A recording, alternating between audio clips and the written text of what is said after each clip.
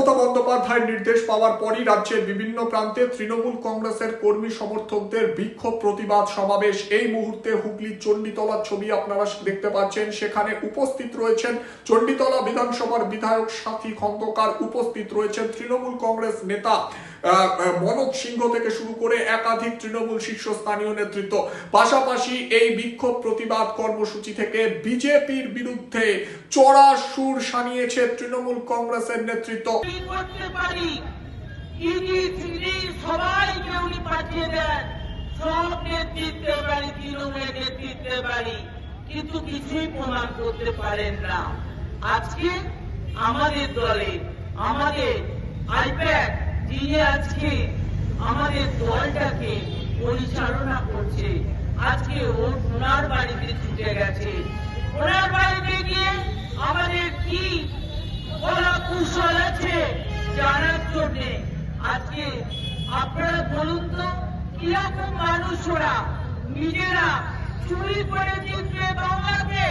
বাংলার মানুষ মেনে নেবে না। বাংলার মানুষ আজকে সজাগ হয়ে আছে। আজকে পাহারাদার, আজকে আমাদের নেত্রী আমাদের যেভাবে পাহারা দিয়ে রেখেছে, তাই আজকে আমরা রাস্তায় নেমেছি। আমরা আজকে বলতে চাই, তুমি বারবার যতই আঘাত আনো, আঘাত এনে আপনাদের কিছু করতে পারবে না। অন্যায় কাজ করছে, ইলেকশনে যা মনে করবে তাই। আমাদের কি রণকৌশল, সেটা ওরা কেন চুরি করে নেবে? তাহলে চোরের মতনই তো আসছে। লড়াই করবে, সম্মুখে লড়াই করি, চুরি করে লড়াই করতে যাবে কেন?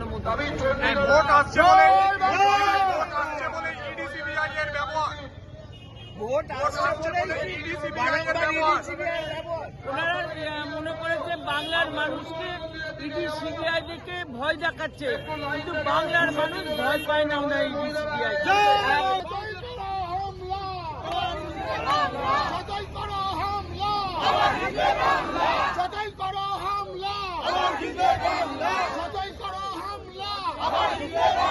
বিজেপি করো হামলা, বিজেপি করো